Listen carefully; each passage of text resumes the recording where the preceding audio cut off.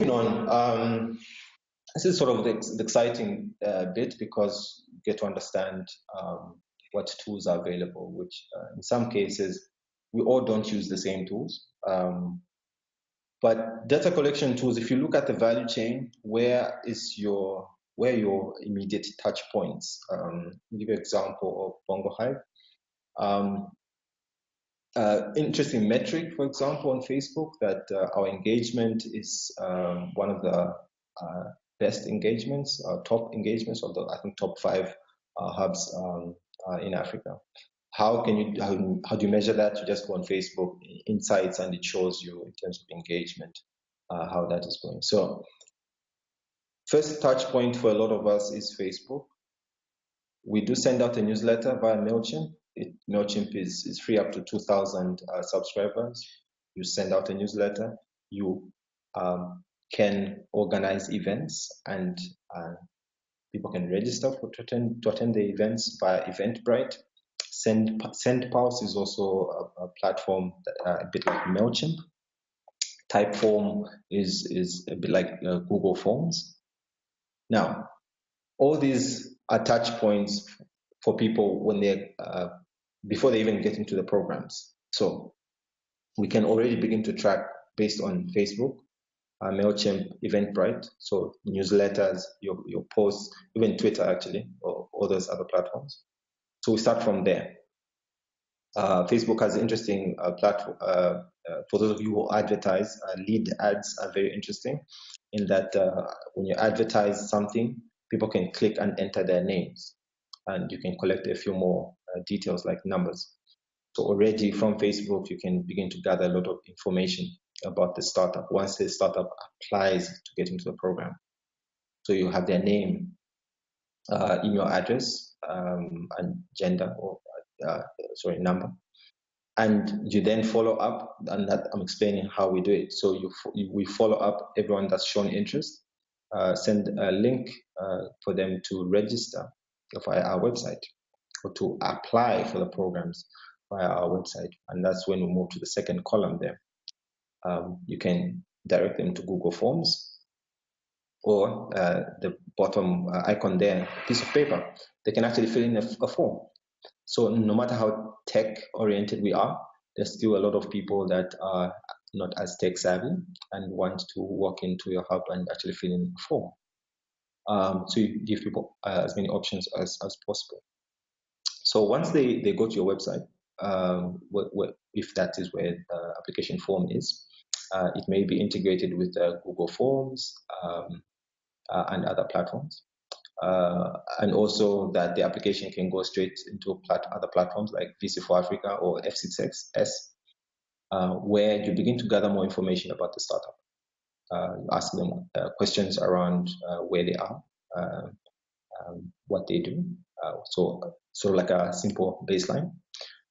What's your revenue at this point in time? How many team members, etc. Once people have applied, whether it's paper or all these things, eventually they can go into an Excel document or Google Sheets. And this is very, very straightforward logic, really. It's important that you are able to map out all these tools so you know where all the information is going to. Now, I know a lot of MIE people are comfortable using Excel to map out all the information. Some may prefer to use more complicated tools, but let's try to keep this as simple as possible. When you have your applicants and you begin to assess the applications, we use at the moment F6S. We're transitioning to Union, which is a platform by 1776 in Washington, DC. I know VC4Africa also has sort of an application tool that hubs can use to receive applications. And this is where it becomes a bit more exciting, because then with platforms like F6S, you can then have other people come in to assess the applications. And the applicants themselves then begin to recommend the program to other applicants. the applications and startup profiles stay on these platforms from the time the people apply and through the programs, whether they're passing through an accelerator, pre-accelerator, accelerator, incubator. Over the course of time, they're building their profiles on these platforms, and therefore you have one centralized location where there are even investors who can then look through their profiles. So for some people, they may go straight onto F6S, and I've seen a lot of established incubators and accelerators sort of have that. But looking at our local ecosystems, sometimes it's more complicated for people to apply straight onto F6S. They would rather sort of see your advert on Facebook than click yes, I want to apply, and then you call them, find out if they're really interested in the program or they know why they clicked yes, and then you work your way towards them filling in all their details onto the platform. Now, you've got lots of platforms here, and all the hubs have got their own ways of managing information, but for us, it's all about mapping. Just map out whatever tools you have and look at a way in which eventually you build your startup profiles on platforms like F6S Union or VC4Africa, where it's easy for investors to have a look as well, and also for startups to basically track their progress, and everyone else, other stakeholders, to track their progress, because they gather so much information.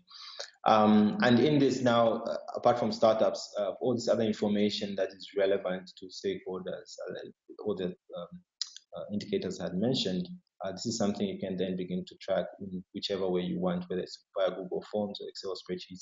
The tool doesn't really matter as long as you can demonstrate and be able to track, really be able to track the simple information you're generating.